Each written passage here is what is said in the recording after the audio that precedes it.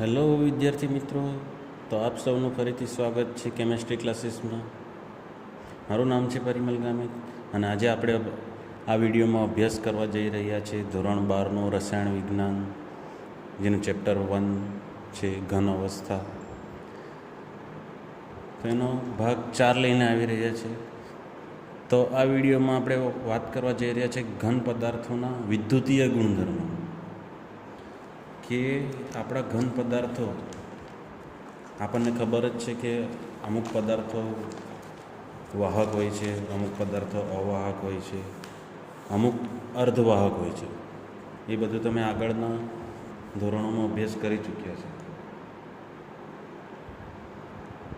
પણ એમાં જ તો ધાતુઓમાં, અધાતુઓમાં, અર્ધવાહકોમાં વિદ્યુતનું વહન કઈ રીતે થાય છે, એનો ક્યાં વપરાશ થાય છે, કેટલા ગાળામાં થાય છે, તો તે બધી વસ્તુ આપણે આ વિડીયોમાં જોવા જઈ રહ્યા છીએ. તો ઘન પદાર્થોના વિદ્યુતીય ગુણધર્મો, બરાબર. તો એ કોઈ આપણે એવું કોઈ ચોક્કસ નથી કિંમત કહી શકતા કે એ આટલા જ નંબર ઉપર વિદ્યુતનું વહન કરે છે.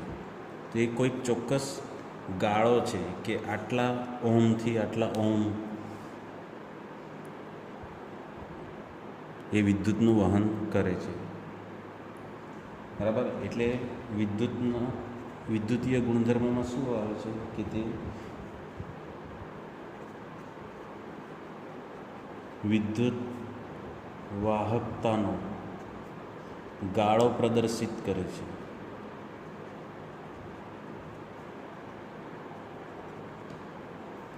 જે લગભગ 27 ક્રમથી વધુ હોય છે. એટલે કોઈ એક ગાળો છે 27 ઓહમનો, તો એ ગાળા વચ્ચે વિદ્યુતનું વહન તે પ્રદર્શિત કરે છે કે અમુક ટકા વિદ્યુતનું વહન થાય છે. તો એક ગાળો છે જે 27 ક્રમનો છે, તો તેના અંદર જ આપણને વાહકો, અર્ધવાહકો જોવા મળશે. તો આપણે વિદ્યુતીય ગુણધર્મના આધારે વર્ગીકરણ કરીએ તો ઘન પદાર્થ છે તો એને 3 વિભાગમાં વહેંચી શકાય. વાહકો છે, અવાહકો છે અને અર્ધવાહકો છે.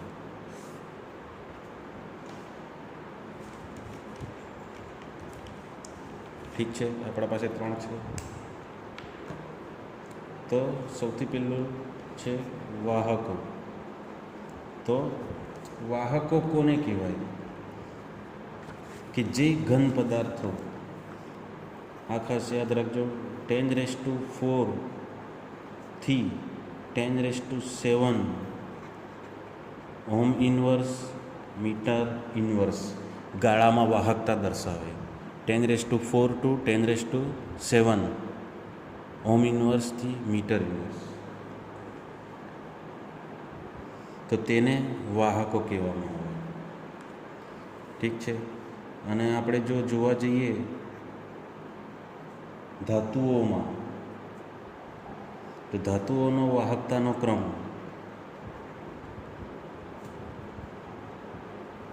આપણી જેટલી પણ ધાતુઓ છે તો તેની ધાતુઓનો વાહકતાનો ક્રમ આવે છે 10⁷ ઓહમ ઇન્વર્સ, મીટર ઇન્વર્સ.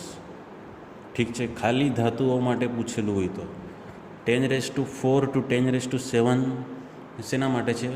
બધા જ વાહકો આવી ગયા. ને સ્પેશિયલ વાત કરવામાં આવે કે ધાતુઓની વાહકતાનો ક્રમ કયો છે, તો એ છે આપણો 10⁷ ઓહમ ઇન્વર્સ, મીટર ઇન્વર્સ. પછી બીજું છે આપણા પાસે અર્ધવાહક.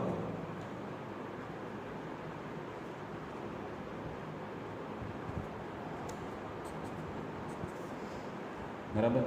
તો એનો વાહકતાનો ક્રમ હવે 10⁴ થી ચાલુ કરીએ. 10⁻⁻⁶ થી 10⁴ ઓહમ ઇન્વર્સ, મીટર ઇન્વર્સ.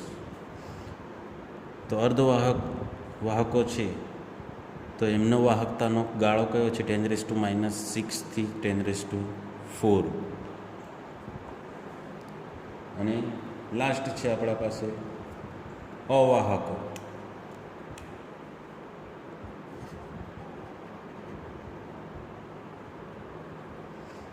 તો અવાહકો માટે વિદ્યુત વાહકતાનો ગાળો છે 10⁻20 થી 10⁻10.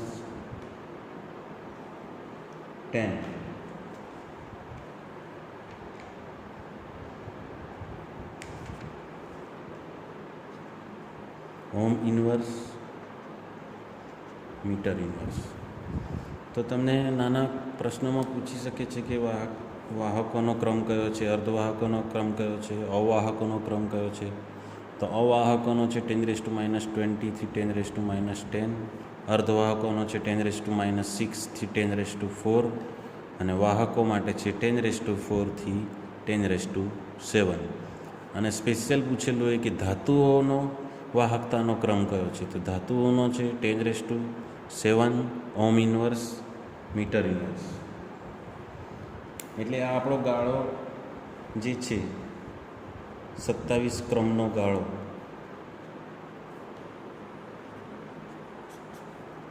બરાબર. તો એની માત્રા કેટલી થઈ? 10⁻20 થી 10⁷ ઓમ ઇન્વર્સ મીટર ઇન્વર્સ. આ થઈ એની વાહકતાની માત્રા. ઠીક છે. તો આ 27 ક્રમનો જે ગાળો છે તેની વાહકતાની માત્રા છે 10⁻20 થી 10⁷ ઓમ ઇન્વર્સ મીટર ઇન્વર્સ. ઠીક છે. આ તો ઘન પદાર્થોની વાત હતી. આપણા પાસે વાહકો, અર્ધવાહકો, અવાહકો કોને કહેવામાં આવે. આના પછી આપણે જોવા જઈ રહ્યા છીએ કે ધાતુ અધાતુઓમાં કે અર્ધધાતુઓ વિદ્યુતનું વહન કઈ રીતે થાય છે. ઠીક છે. તો સૌથી પહેલાં આપણે જોઈએ ધાતુ અને અધાતુઓમાં વિદ્યુતનું વહન કઈ રીતે થાય છે.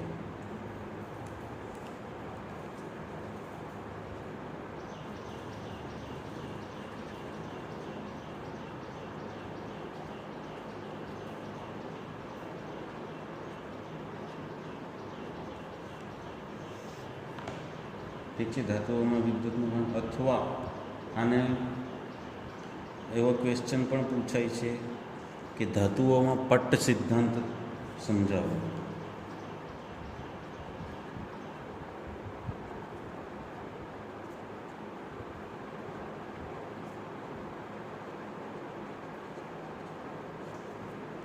ઠીક છે. ધાતુઓમાં પટ્ટ સિદ્ધાંત સમજાવો. તો સૌથી પહેલી વસ્તુ છે આપણા પાસે કે ધાતુઓમાં વિદ્યુતનું વહન કોના કારણે થાય.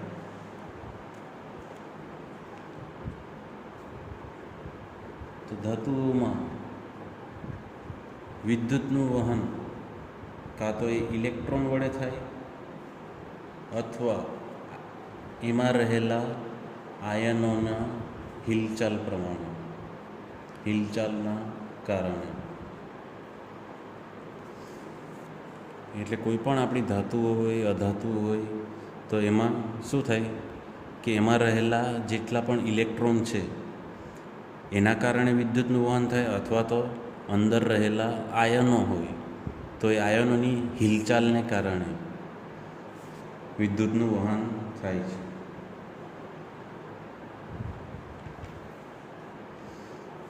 તેમજ આપણી જેટલી પણ ધાતુઓ છે એ ઘન અવસ્થામાં હોય અથવા તો પીગલિત અવસ્થામાં હોય.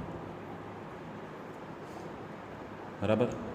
આપણી ધાતુઓ ઘન અવસ્થા અથવા પીગલિત અવસ્થામાં, બંને અવસ્થામાં વિદ્યુતનું વહન કરે છે.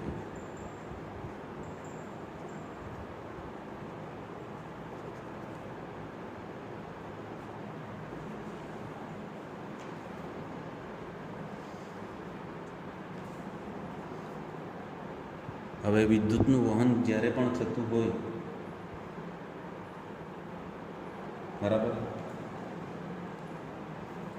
તો જેટલા પણ પરમાણુ અંદર રહેલા હોય, ધાતુઓમાં રહેલા પરમાણુ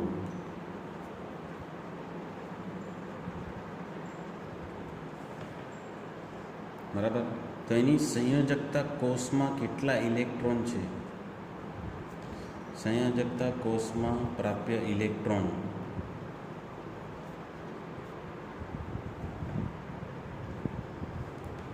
ની સંખ્યા ઉપર આધાર રાખે.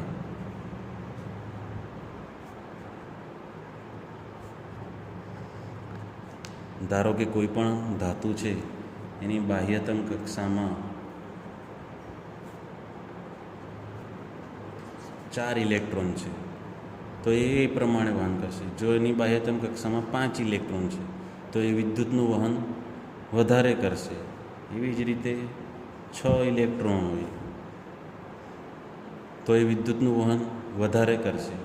એટલે ધાતુઓમાં જેટલા પણ પરમાણુઓ રહેલા હોય તો એની સંયોજકતા કક્ષામાં કેટલા ઇલેક્ટ્રોન રહેલા છે, એટલે કે એની બાહ્યતમ કક્ષામાં કેટલા ઇલેક્ટ્રોન રહેલા છે તેના ઉપર વિદ્યુતનું વહન આધાર રાખે છે. બરાબર, એટલે જેટલા સંયોજકતા કક્ષામાં ઇલેક્ટ્રોન વધારે તેટલું વિદ્યુતનું વહન વધારે થશે. તેમજ આપણને ખબર છે કે ધાતુઓ એના પરમાણુઓ એમની પાસે શું હશે, પરમાણ્વીય કક્ષક, અને એ બધા ભેગા થઈને શું બનાવશે, આણ્વીય કક્ષક. ઠીક છે, એટલે ધાતુઓ પાસે એમની પરમાણ્વીય કક્ષક પણ હશે અને એની સાથે સાથે એની આણ્વીય કક્ષક પણ હશે. બરાબર, પરમાણ્વીય કક્ષકો એકબીજા સાથે સંમિશ્રિત થઈને આણ્વીય કક્ષકો બને અને એક પટ્ટ જેવી રચના કરશે.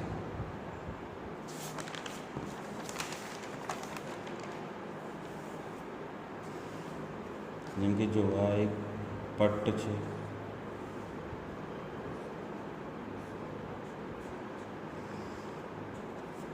તો આ એક આપણી ધાતુની આણ્વીય કક્ષક છે. તો હવે આ અડધી જ ભરાયેલી છે એટલે આપણે એના માટે શબ્દ વાપરીએ અંશતઃ ભરાયેલી પટ્ટ. એટલે જે પણ આપણી આણ્વીય કક્ષક છે તેના માટે આપણે શબ્દ વાપરવો છે પટ્ટ. તો બધી આપણી ધાતુઓના પરમાણુઓની બધી પરમાણ્વીય કક્ષક જો એકબીજા સાથે વ્યાપ્ત થાય અથવા આપણે એના માટે શબ્દ વાપરીએ છીએ સંમિશ્રિત થાય, કે અર્ધ ભરાયેલી અને અંશતઃ ભરાયેલી અને ખાલી પટ્ટ. આપણે જોઈએ કે આ એક ખાલી પટ્ટ છે અને આ એક અંશતઃ ભરાયેલો પટ્ટ છે.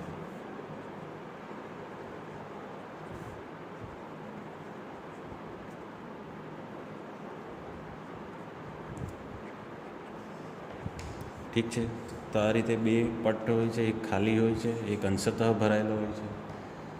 તો વિદ્યુતનું વહન ક્યારે થાય કે જ્યારે આ બે વચ્ચેનું અંતર અથવા એને આ અંતરને આપણે કહીશું ઉર્જાનો તફાવત અથવા ઉર્જા ગેપ. ઉર્જા ગેપ ઓછો હોય તો જ અહીંયાથી ઇલેક્ટ્રોન ગતિ કરીને ખાલી પટ્ટમાં જઈ શકે અને તો જ વિદ્યુતનું વહન આપણને દર્શાવી શકે. ઠીક છે, એટલે બે પટ્ટ વચ્ચે ઉર્જા ગેપ ઓછો રહેવો જોઈએ તો જ ઇલેક્ટ્રોન એક પટ્ટમાંથી બીજા પટ્ટમાં જશે ને વિદ્યુતનું વહન દર્શાવશે. બરાબર, જો ઇલેક્ટ્રોનનું વહન જ નહીં થાય બરાબર તો એને આપણે કોઈ પણ વાહક કહી શકીએ નહીં. તો એમાં શું થાય કે આવા પટ્ટ બધી પરમાણ્વીય કક્ષકો હોય તો એકબીજા સાથે સંમિશ્રિત થશે, જેને આપણે વ્યાપ્ત પટ્ટ કહીએ છીએ અથવા સંમિશ્રિત પટ્ટ. બરાબર, એટલે આવા બે પટ્ટ એકબીજા સાથે સંમિશ્રિત થઈ જાય છે તો ઇલેક્ટ્રોનનું વહન વધુ ઝડપી થશે. ઠીક છે, ઇલેક્ટ્રોનનું વહન વધારે ઝડપ થશે. એટલે જેટલો આ બે વચ્ચે ખાલી પટ અને અંશતઃ પટ વચ્ચે અંતર ઓછું, તેટલું વિદ્યુતનું વહન વધારે થશે. બરાબર, કેમ કે ઇલેક્ટ્રોન કૂદીને ખાલી પટમાં જશે તો વિદ્યુતનું વહન દર્શાવશે. એવી જ રીતે સંમિશ્રિત પટમાં પણ ઇલેક્ટ્રોન સરળતાથી ખાલી પટમાં જઈ શકશે, એટલે એ પણ આપણને વિદ્યુતનું વહન દર્શાવશે. બરાબર, તો એના માટે જરૂરી શું છે કે એમની વચ્ચેનો ઉર્જા ગેપ ઓછો હોવો જોઈએ. આ જે ઉર્જા ગેપ છે એ ઓછો હોવો જોઈએ, તો જ વિદ્યુતનું વહન દર્શાવશે. ઠીક છે.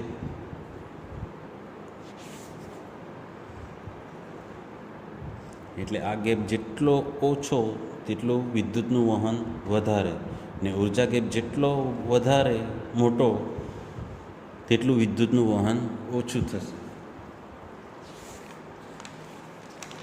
હવે ત્યારબાદ છે આપણા અર્ધવાહકોમાં વિદ્યુતનું વહન. તો અર્ધવાહકોમાં વિદ્યુતનું વહન કઈ રીતે થાય?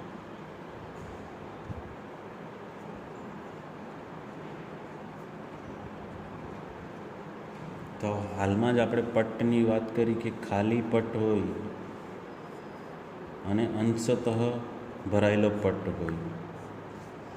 બરાબર, જ્યારે એ બે છૂટા છૂટા હોય ત્યારે તો વિદ્યુતનું વહન થવાનું નથી. બરાબર, પરંતુ અમુક સમય એવો આવે કે આ ઉર્જા ગેપ જે છે ખૂબ જ ઓછો હોય.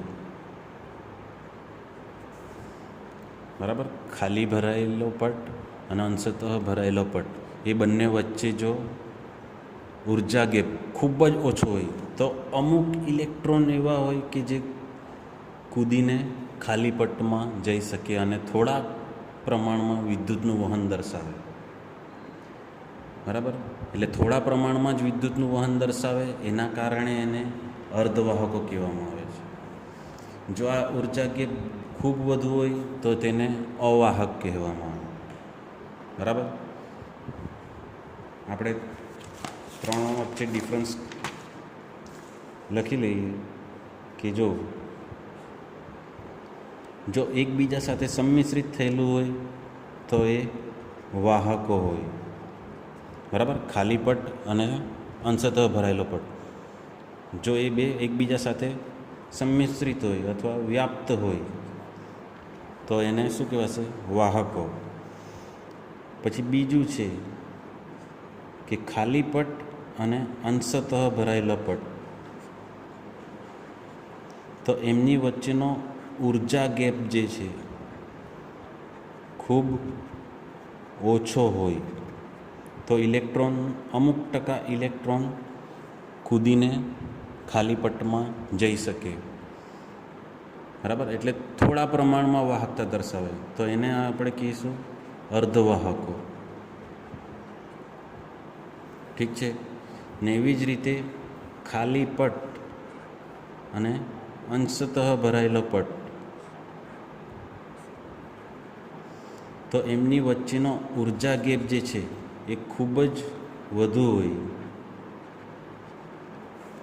બરાબર, અંશતઃ ભરાયેલો પટ અને ખાલી પટ, એ બે વચ્ચેનો જે ઉર્જા ગેપ હોય તે ખૂબ જ વધુ હોય. તો અહીંયાથી કોઈ પણ ઇલેક્ટ્રોન કૂદીને ખાલી પટમાં જઈ શકવાનો નથી. બરાબર, એટલે એવા ઘન પદાર્થો અવાહક તરીકે વર્તશે. બરાબર, ઉર્જા ગેપ વધુ હોય તો અવાહક તરીકે, ઉર્જા ગેપ ઓછો હોય તો અર્ધવાહક, અને એકબીજા સાથે વ્યાપ્ત થઈ ગયા હોય તો એ વાહકો તરીકે વર્તશે. તો આપણે આગળ વાત કરીએ કે અર્ધવાહકોમાં વિદ્યુતનું વહન કઈ રીતે થાય છે. એટલે એમની ઉર્જા ગેપની વચ્ચેનો અંતર ખૂબ જ ઓછો હોય, એના કારણે અમુક ઇલેક્ટ્રોન કૂદીને બીજા પટમાં જઈ શકે. એના કારણે એ થોડા પ્રમાણમાં વાહકતા દર્શાવે, એના માટે જ એને અર્ધવાહકો કહેવામાં આવે.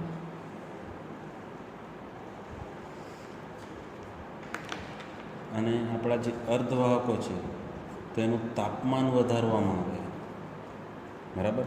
જેટલા પણ અર્ધવાહક પદાર્થો છે એનું તાપમાન વધારવામાં આવે તો તેની વાહકતા વધે છે.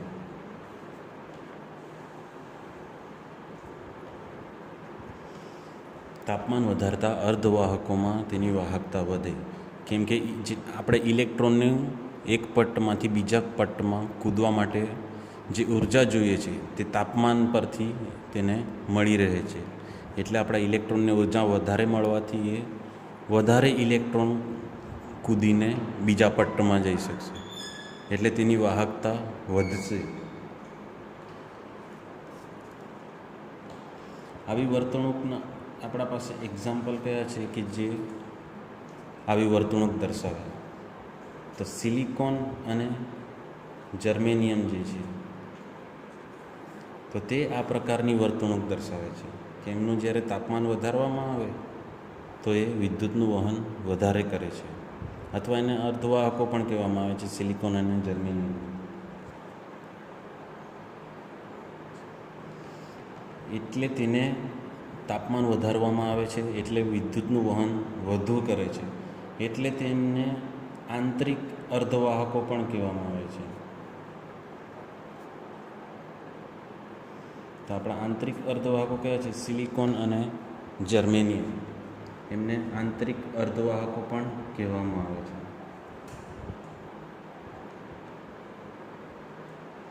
ને જો આપણા આ આંતરિક અર્ધવાહકો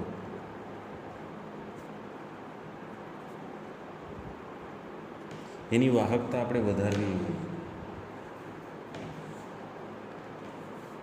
તો આંતરિક અર્ધવાહકોમાં જરૂર પ્રમાણે અશુદ્ધિ ઉમેરી તેની વાહકતા વધારી શકાય છે.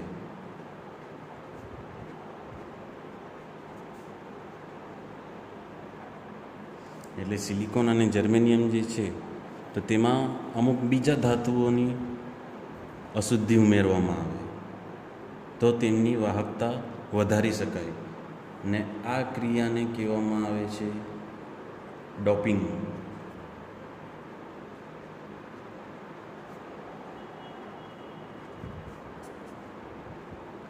બરાબર. તો ડોપિંગ કોને કહેવામાં આવે છે કે સિલિકોન અને જર્મેનિયમ જેવા અર્ધવાહકોમાં અથવા આંતરિક અર્ધવાહકોમાં જરૂર પ્રમાણે બીજા ધાતુ અધાતુઓની અશુદ્ધિ ઉમેરી તેની વાહકતા વધારી શકાય તો આ પ્રક્રિયાને કહેવામાં આવે છે ડોપિંગ. તો એનું એક્ઝામ્પલ છે આપણે સિલિકોનમાં ફોસ્ફરસની અશુદ્ધિ ઉમેરીને ડોપિંગ કરવામાં આવે છે.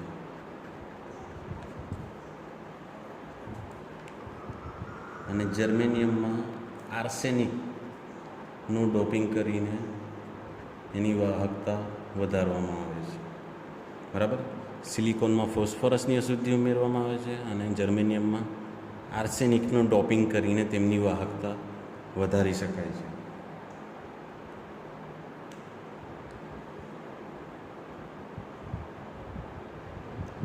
એટલે જ્યારે પણ કોઈક બીજા તત્વની અશુદ્ધિ ઉમેરવામાં આવે, બરાબર, તેના કારણે શું થાય? ઇલેક્ટ્રોનની ક્ષતિ ઉત્પન્ન થાય. બરાબર. જે પણ આપણા સિલિકોન કે જર્મેનિયમ છે તો તેનામાં ફોસ્ફરસ કે આર્સેનિક ઉમેરવામાં આવ્યા તો એના કારણે શું થશે? ઇલેક્ટ્રોનની અવ્યવસ્થા જળવાય, એટલે શું કહેવાય? ક્ષતિ ઉત્પન્ન થશે ઇલેક્ટ્રોનની.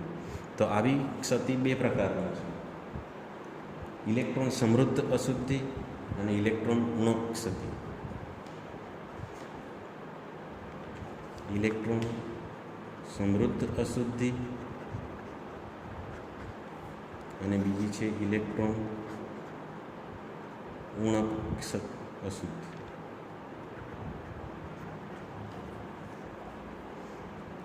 એટલે જો ઇલેક્ટ્રોન સમૃદ્ધ, નામ પરથી જ ખબર પડશે કે ઇલેક્ટ્રોનની સંખ્યા એમાં વધી જશે એવી અશુદ્ધિ ઉમેરવામાં આવે, બરાબર. ને બીજું છે ઇલેક્ટ્રોન ઉણપ અશુદ્ધિ, એટલે આપણે એવી અશુદ્ધિ ઉમેરીશું કે જેના કારણે આપણા જે મુખ્ય ધાતુ છે એનામાં શું થશે, ઇલેક્ટ્રોનની ઉણપ વર્તાશે, એટલે કે ઇલેક્ટ્રોન ઓછા દેખાશે. ને ઇલેક્ટ્રોન સમૃદ્ધમાં શું છે કે ઇલેક્ટ્રોનની સંખ્યા વધી જશે. તો આપણે એના બંનેના એક્ઝામ્પલ જોઈએ.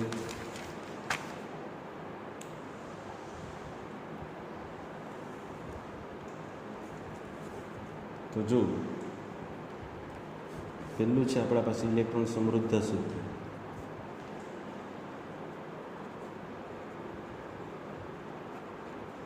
તો એનામાં શું કરવામાં આવે કે સિલિકોન અને જર્મેનિયમ એ કેવા છે, આપણા આવર્ત કોષ્ટકના 14મા સમૂહના તત્વો છે. સિલિકોન અને જર્મેનિયમ આપણા આવર્ત કોષ્ટકના 14મા સમૂહના તત્વો છે. તો એનામાં શું કરવામાં આવશે કે સમૂહ 15ની અશુદ્ધિ ઉમેરવામાં આવે.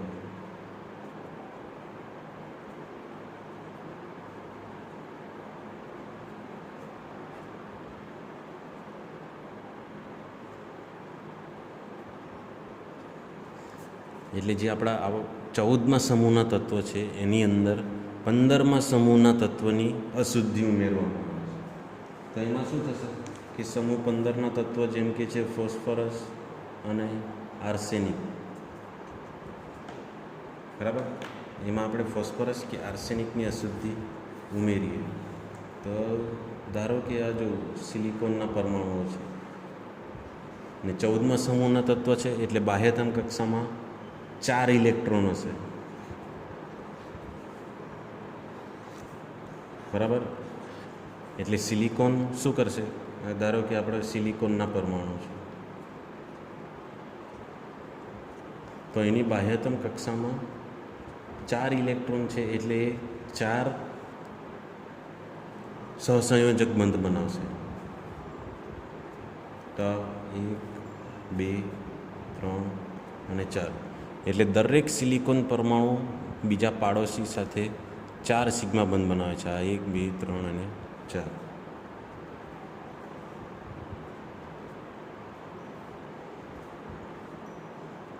તો હવે એમાં શું કરવામાં આવે છે, 15મા સમૂહની અશુદ્ધિ ઉમેરવામાં આવે છે.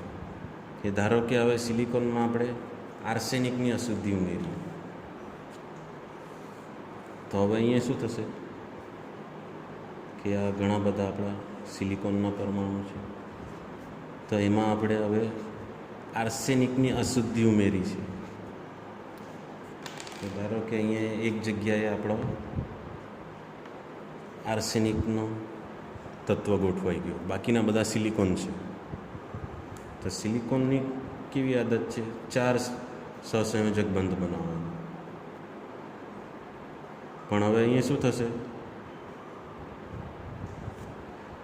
કે આર્સેનિક તો આપણો 15મા સમૂહનો તત્વ છે, એટલે એની બાહ્યતમ કક્ષામાં 5 ઇલેક્ટ્રોન હશે.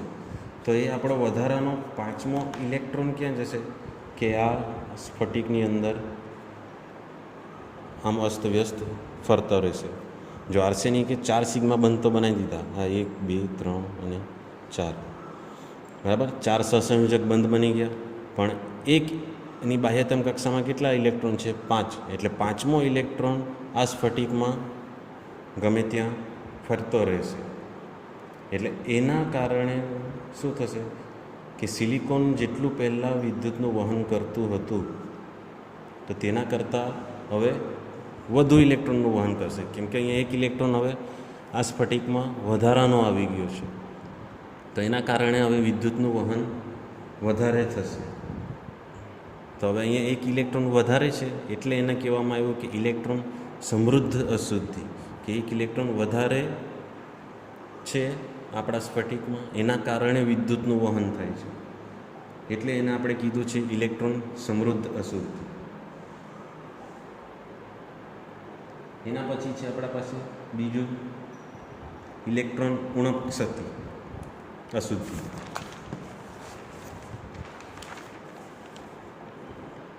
બીજું છે આપણા પાસે ઇલેક્ટ્રોનની ઉણપ અશુદ્ધિ. બરાબર. તો હવે આનામાં શું કરવામાં આવે કે સિલિકોન અને જર્મેનિયમ છે. પાછા આપણે દોરી દઈએ. આ કોઈ આપણો સિલિકોનનો સ્ફટિક છે. તો સિલિકોનના સ્ફટિકના બાહ્યતમ કક્ષામાં કેટલા છે? 4 ઇલેક્ટ્રોન છે, એટલે 4 સહસંયોજક બંધ બનાવશે.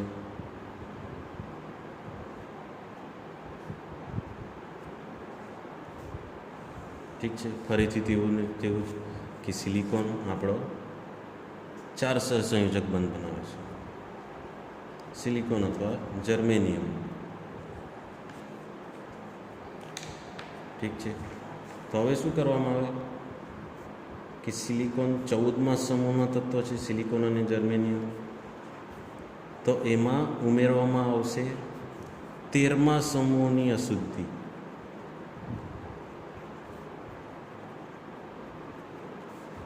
જેમ કે બોરોન છે, એલ્યુમિનિયમ છે, એની અશુદ્ધિ ઉમેરવામાં આવે.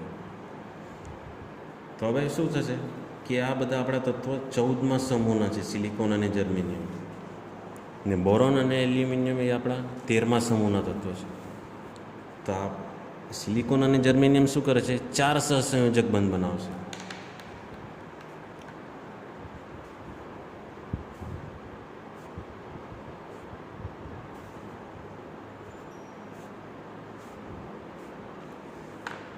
હવે જ્યારે એમાં આપણે 13મા સમૂહની અશુદ્ધિ ઉમેરવામાં આવે, ધારો કે આપણે એલ્યુમિનિયમ મૂક્યું, તો 13મા સમૂહના તત્વનું શું છે કે બાહ્યતમ કક્ષામાં 3 જ ઇલેક્ટ્રોન હોય છે, જ્યારે 14મા સમૂહમાં 4 ઇલેક્ટ્રોન હોય છે. તો હવે અહીંયા શું થશે? એક જ ઇલેક્ટ્રોન છે, એટલે અહીંયા એક સ્થાન ખાલી રહી ગયું. બરાબર. એને આપણે કહીશું રિક્ત સ્થાન અથવા ખાલી સ્થાન અથવા ધન કેન્દ્ર.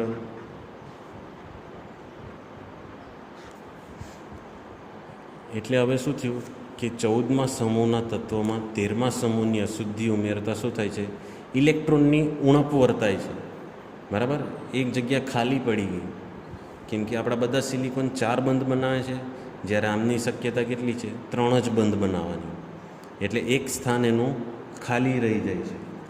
તો એના કારણે ઇલેક્ટ્રોનની ઉણપ વર્તાય છે. બરાબર. એટલે શું થાય કે ઇલેક્ટ્રોનની ઉણપ વર્તાતા જ્યારે પણ વિદ્યુતનું વહન થાય તો ત્યારે ઇલેક્ટ્રોન અહીં સ્થાન લે છે. પછી એવી રીતે કોઈક બીજી જગ્યાએ ખાલી સ્થાન હશે તો ત્યાં એ રીતે ઇલેક્ટ્રોન જમ્પ કરતો કરતો આગળ વધશે ને વિદ્યુતનું વહન વધારે થશે.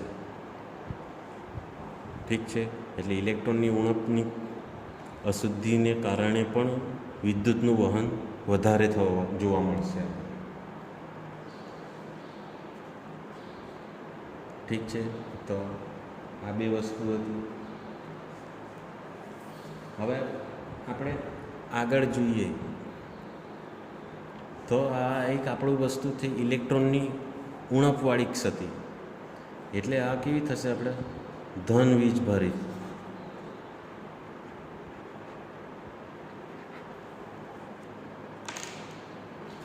તો આપણા પાસે બે વસ્તુ આવી ગઈ, ઇલેક્ટ્રોનની ઉણપવાળી ધન વીજભારિત અને ઇલેક્ટ્રોનની નિવાળી ઋણ વીજભારિત.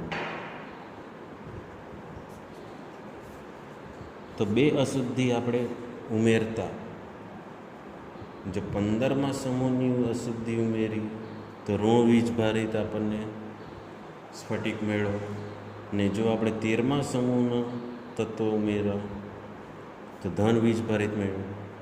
તો હવે આ શું કરશે કે આ જ્યારે પણ એમનું વિદ્યુત વિભાજન કરવામાં આવે તો જેટલા પણ આપણા ઇલેક્ટ્રોન સમૃદ્ધ અશુદ્ધિવાળા પદાર્થો છે તો એ ધન વીજભાર તરફ આકર્ષિત થશે.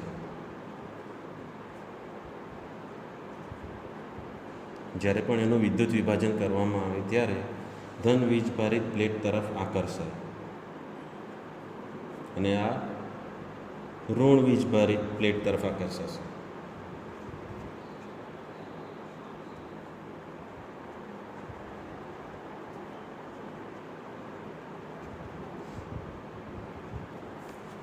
એટલે જે પણ આપણો અર્ધવાહક ધન વીજભારિત પ્લેટ તરફ આકર્ષાય એવા હોય છે અને અમુક ઋણ વીજભારિત પ્લેટ તરફ આકર્ષાય તેવા હોય છે. તો જે પણ આપણા ધન વીજભારિત પ્લેટ તરફ આકર્ષાય તો તેને આપણે કહીએ છીએ પી પ્રકારના અર્ધવાહક.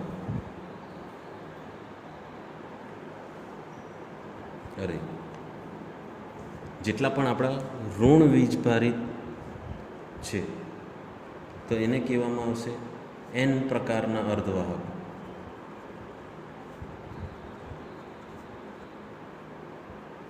અને જેટલા પણ આપણા ધન વીજભારિત છે જે ઋણ વીજભારિત પ્લેટ તરફ આકર્ષાશે એને કહેવામાં આવે છે પી પ્રકારના અર્ધવાહક.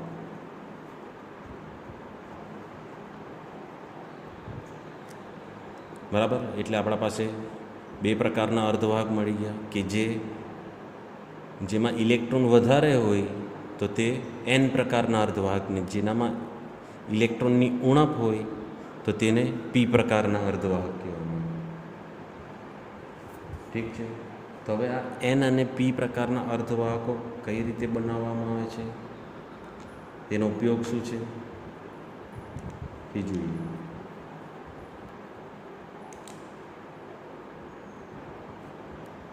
તો જુઓ, એન અને પી પ્રકારના અર્ધવાહકોના આપણે ઉપયોગ જોઈ લઈએ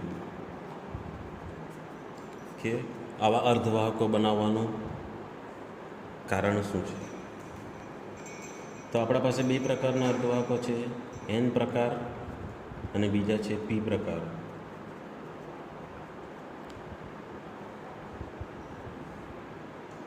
બરાબર. તો ડાયોડ એ શું છે કે એ એન પ્રકાર અને પી પ્રકાર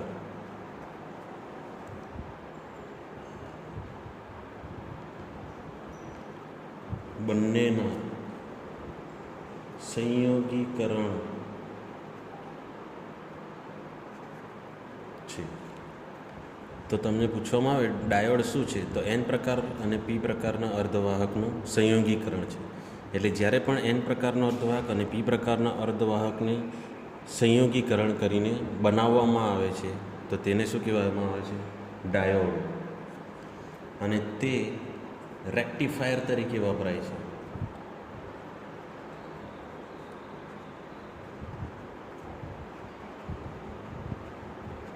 ફિઝિક્સમાં આ નામ તમે સાંભળ્યા હશે, ડાયોડ, રેક્ટિફાયર, કે એન અને પી પ્રકારના અર્ધવાહકોનું સંયોગીકરણ કરીને જે પણ બનાવવામાં આવે છે એને શું કહેવામાં આવે છે, ડાયોડ. અને તે રેક્ટિફાયર તરીકે વપરાય છે. બીજી એક વસ્તુ છે આપણા પાસે ટ્રાન્ઝિસ્ટર. તો ટ્રાન્ઝિસ્ટરમાં શું કરવામાં આવે, એક પ્રકારનો અર્ધવાહક હોય, ધારો કે એન છે, તો તેને બે પી પ્રકારના અર્ધવાહક વડે સેન્ડવિચ કરીને બનાવવામાં આવે છે. બરાબર. ઠીક છે. એટલે આ એક પ્રકારનો અર્ધવાહક થઈ ગયો. તો એક પ્રકારના અર્ધવાહકને બીજા પ્રકારના અર્ધવાહકની વચ્ચે સેન્ડવિચ કરીને બનાવવામાં આવે છે. તો આવા અર્ધવાહકને શું કહેવામાં આવે છે, ટ્રાન્ઝિસ્ટર. બરાબર. ને ટ્રાન્ઝિસ્ટરના પ્રકાર કયા હશે, કાં તો પીએનપી ટ્રાન્ઝિસ્ટર અને એનપીએન ટ્રાન્ઝિસ્ટર. બે પ્રકારના ટ્રાન્ઝિસ્ટર હશે. ઠીક છે. બીજું છે આપણો સોલર સેલ. બધાએ જોયો છે સૌરકોષ. તો સોલર સેલ શું છે, એક ફોટો ઇલેક્ટ્રિક છે. બરાબર. તે શું કરશે, પ્રકાશની ઉર્જાનું વિદ્યુત ઉર્જામાં રૂપાંતર કરે છે. બરાબર. એટલે ટ્રાન્ઝિસ્ટર શેના માટે વપરાય છે? રેડિયો સિગ્નલ માટે. રેડિયો સિગ્નલને પારખવા માટે આપણને શું યુઝ થાય છે? ટ્રાન્ઝિસ્ટર. એટલે કોઈ પણ ઓડિયો સંકેતને સાંભળવા માટે ટ્રાન્ઝિસ્ટરનો વપરાશ થાય છે. ઠીક છે, બાકીના એક્ઝામ્પલ તમે બુકમાં જોઈ લેજો. તો આજના વિડીયોમાં બસ આટલું જ. Thank you.